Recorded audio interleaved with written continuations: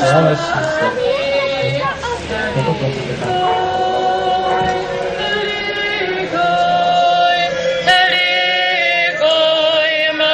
duchovný otec, milá Matuška, milí moji stakčinčania.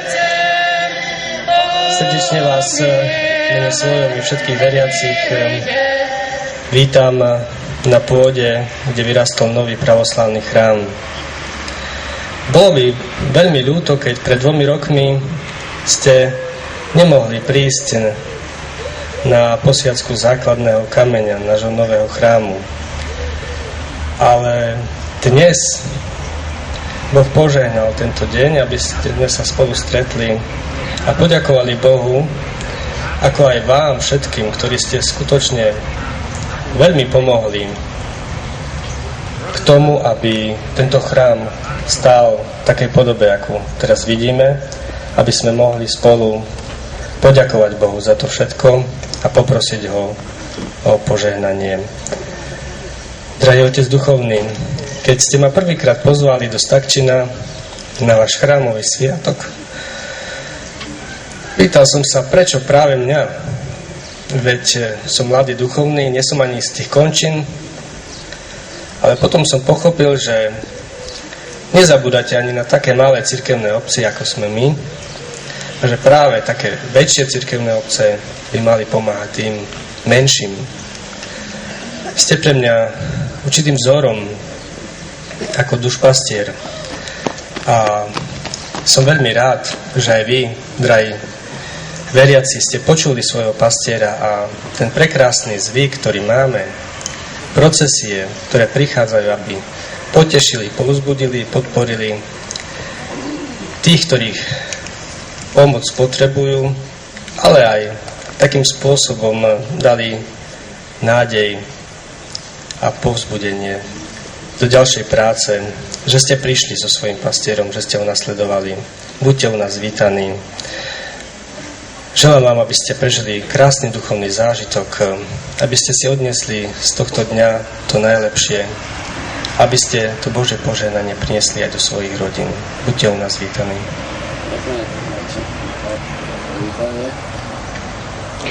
S radosťou, pretože vaša radosť je naša radosťou, váš problém a ťažkosť je našou ťažkosťou, takže všetko jednomyselné prežívame v svojej cirkvi, ako má byť, takže nech Boh žehná tento bohostanok, nech Boh žehná vás, nech dáva silu, múdrosť, trpezlivosť, aby to dielo skoro bolo završené, dokončené a Božiu slávu na spasu vašich duší. Sláva Kristu. Nech sa páči.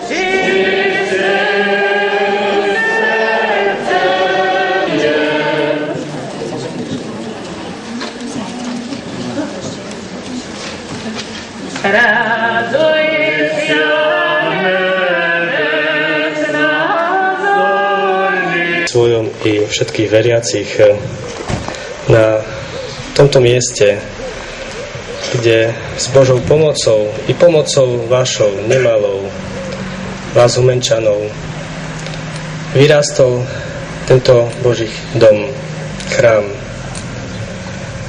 Sme veľmi radi, že ste prijali naše pozvanie. Spolu s Otcom duchovným ste nasledovali svojho pastiera. Váš Otec duchovný vykonal mnoho pre našu miestnu cirkev i pre vašu farnosť. Je to veľmi dôležité, aby sme si dnešný deň pripomenuli mnohé veci, ale zároveň, aby sme aj poprosili Boha o požehnanie toho, čo nás čaká.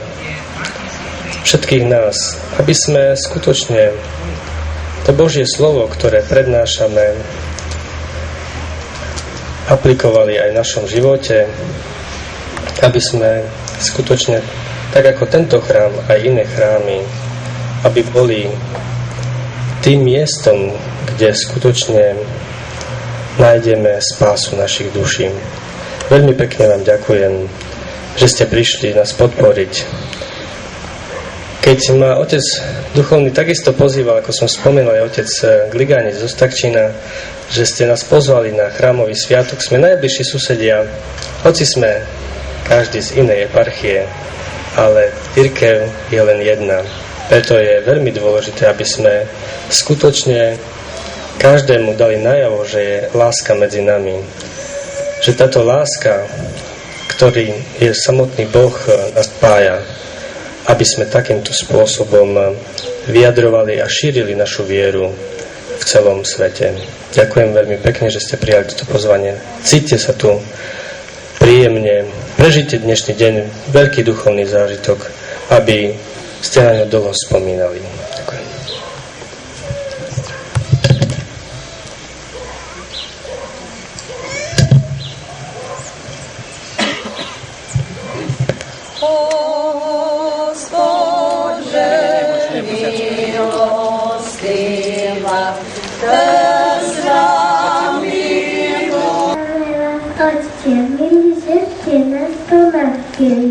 Ďalej tak nám prichádzate na srdcianom nerozbudáte.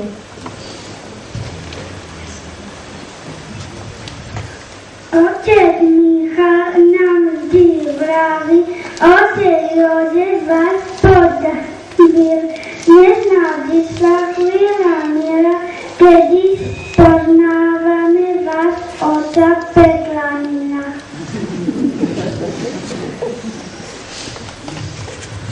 Slúžili ste stánkom tomuto ľudu, dnes si prejavil vďaku Božiemu sluhu. Teraz vás tak víta, odpustenie pýta.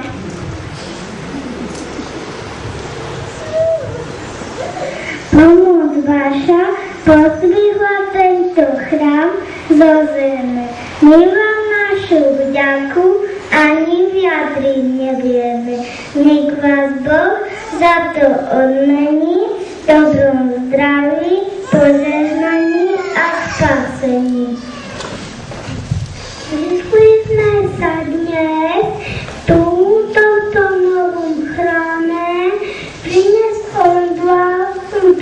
modlitbu a vďaky zdanie. Poďakovať Bohu za to, že vás tu máme a poprosiť o Božie požehnanie. V tomto chráme vďaku Bohu prinesieme. Vieru našich otcov a pravcov neodmietneme. Túto vieru právoslávnu v srdci máme a s Božou pomocou ju aj zachováme. My sme ešte maličky, nesieme vám kvietočky. Ďakuj našu prijmite, aj za nás sa modlite. Poďme všetci zaspievať Božiu službu vďačnosti, by sme všetci pocítili pokoj, lásku Božej milosti.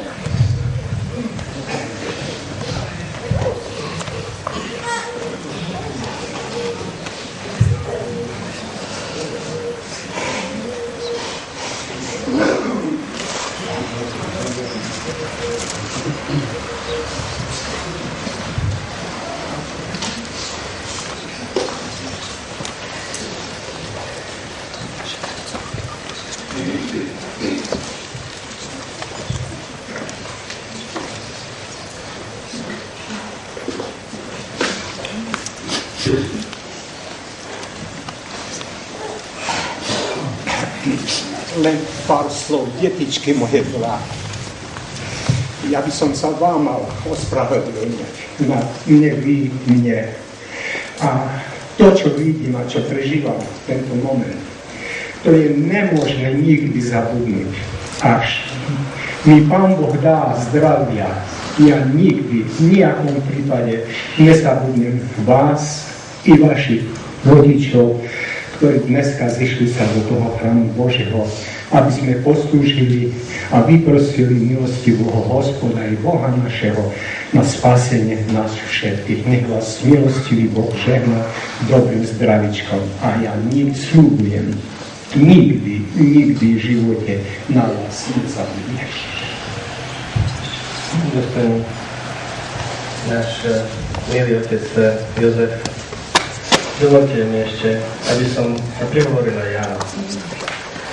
Srdečne vás vítam na pôde, kde vyrastol tento nový chrám. Ďaká Bohu, ale aj vám, vašim veriacim i všetkým dobrodincom v ďalekých krajinách. Je tomu už 37 rokov, keď ste opustili toto mesto a odišli so svojou rodinkou do ďalekej krajiny. Ale určite nikdy ste nezabudli na tento svoj rodný kraj, aj pôsobisko. Viažu vás k tomuto miestu nádherné, prekrásne spomienky a možno, že aj chvíle, na ktoré nerad spomínate.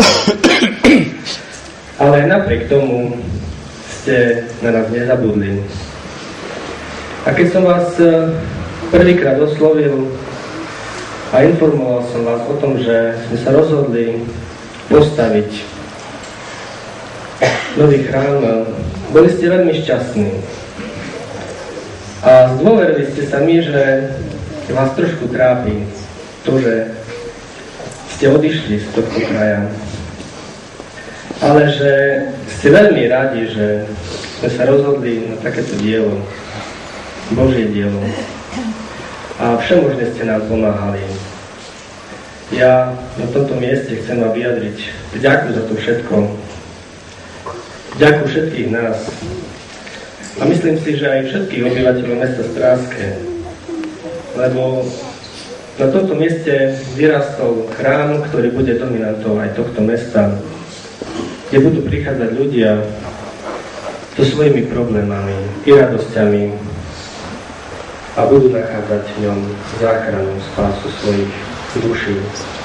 Aj napriek tomu, že ešte tento chrám nie je dokončený, dovolili sme si z úcty k vám, aby sme poslúžili v tomto chráme svätú liturgiu, aby sme poprosili Boha, poďakovali mu za to všetko, poprosili o zdravie pre nás všetkých, aby Boh požehnal ďalšiu prácu, aby sme završili toto dielo na slávu Božiu a spásu na všetkých. Ďakujem ešte.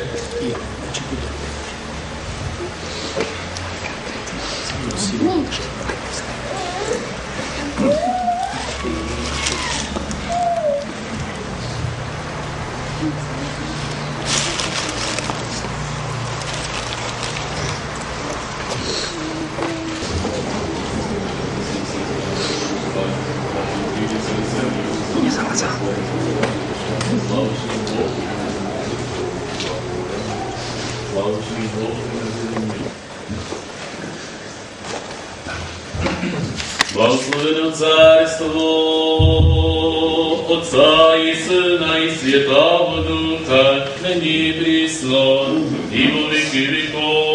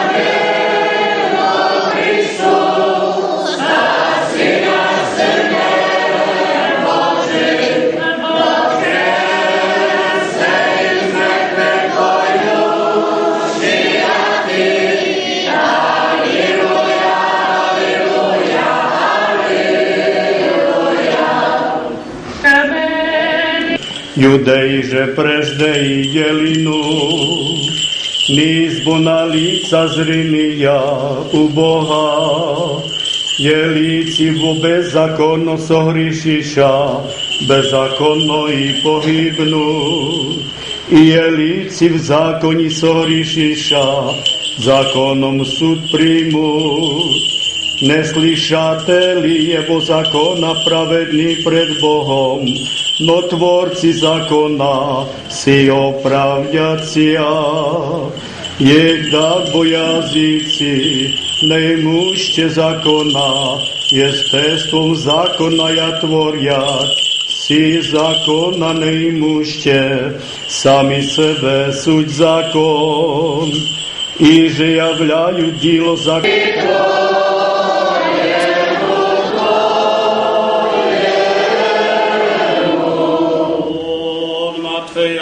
Sviato Evangelia čteniem.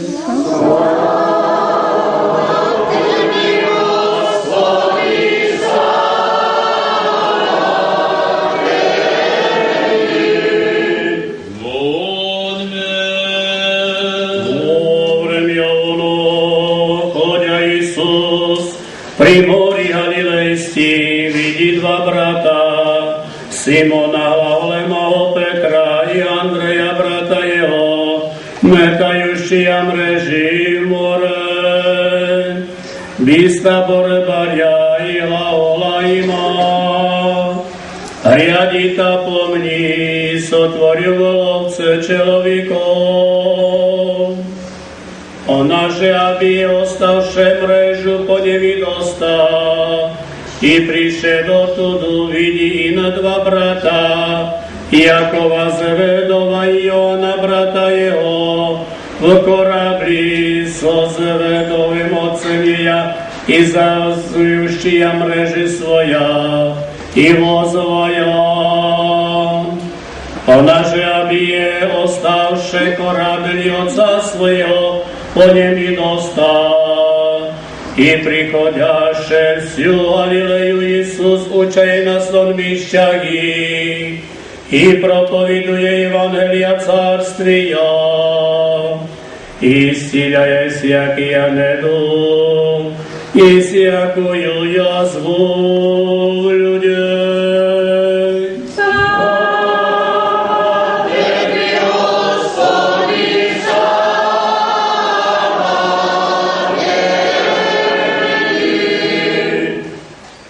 V mene Otca i Syna i Svätého Ducha. Amen. Slava Isusu Christu. Blahoslavení, ktorí prebývajú v Tvojom dome a oni stále chvália Tebe. Sú to slova žalmu zo Svätého písma. Milí veľdôstojní otcovia, bratia oltárni, milí v Christu zhromaždení bratia a sestry. Radosťou sú naplnené naše srdcia v tento dneskajší krásny deň. Ako pociťujeme radosť, aj ten deň k tomu prispieva, lebo my sme sa zišli, priamo môžem povedať, na to Hospodom Bohom vyvolené miesto, odkiaľ sa začína siať semeno slova Božieho, semeno lásky k Hospodu Bohu a semeno lásky aj k každému našemu bližnemu. Ale nielen to, ale začína sa prinášať bezkrvná obeť nášho Spasiteľa Isusa Krista, ktorého sme my vykonávateľmi, teda Svätej Eucharistii. Milí Kristu, bratia a sestry, v skutočnosti máme za čo ďakovať za to veľké Božie milosrdenstvo, ktorý nám doprial prísť do tohoto chrámu, je pravda, že je neoblečené ešte v plnom slávnostnom ruchu, ale už stáva sa dôstojným, aby sa v ňom hlásalo, prinášalo to najpotrebnejšie pre všetkých nás na ceste nášho každodenného života, spejúc k večnej spáse. Je pravdou, že Hospod Boh všade prebýva, ale nie každé miesto je dôstojné, aby sa preslavoval Hospod Boh. A preto sú vyvolené miesta a Hospod Boh je aj tu s nami. Lebo Spasiteľ Isus Kristus jasne povedal, lebo kde sú dvaja, traja zhromaždení v mojom mene, ja som s nimi. A v skutočnosti dneskajší deň v takom početnejšom množstve sme sa tu zhromaždili a plným právom môžeme vysloviť slova blahoslavení, ktorí prebývajú v tvojom dome. Je pravdou, cesta pre nás v našom živote je náročná, zložitá, stretávame sa s rôznymi prekážkami, ťažkosťami a preto na tej ceste potrebujeme sprievodcu. A kto je tým sprievodcom najdôležitejším? Ten, ktorý prišiel na tento svet, ktorý podstúpil všetko to, aby dal nám príklad, aby nás usmernil, aby nám dal to najpotrebnejšie, čo nám je nevyhnutné, sám seba ako sprievodcu, a tým je náš Spasiteľ Isus Kristus. My vieme, že mnoho miest je vyvolených, kde prichádzajú množstvo, tisícky, ba milióny ľudí, aby pred Hospodom Bohom prejavili svoj stav, buď radosný, povďačnosťou, keď ťažkosťou, prosbou.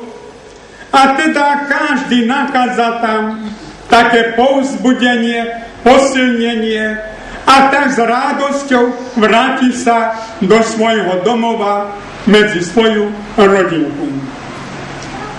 A môžeme hovoriť aj to, že mnohí vyberajú sa na zdĺhavú, ťažkú, náročnú putnickú cestu k veľkým posvätným miestam. Mnohí cestujú do Svätej Zemi, do Nazaretu, do Jeruzalema, do Betlehema, na horu Golgotu, na horu premenenia, lebo tam nachádzajú tie pravdivé miesta, kde Kristus sa narodil, kde apoštolov si vyvolil, kde učil, zázraky robil. A tam teda, kde Kristus priniesol tú najväčšiu obeť na hore Golgote, aj tam hľadel na svoju matku, prečistú Divu Máriu, ktorej nás všetkých odporúčil, a ona sa stala i našou matkou. Ale keď zomrel, bol pochovaný, vstal z mŕtvych, potom sa vzniesol na nebo, i Duch Svätý zostúpil na apoštolov, na svätú cirkev Kristom založenú. A tak toto sa všetko roznieslo, lebo po celom svete, pretože Spasiteľ Isus Kristus, ako ste počuli i v dneska prečítanom Svetom Evanjeliu, on si vyvolil svojich učeníkov, obyčajných rybárov, a povedal im: poďte za mnou urobím vás rybármi ľudí.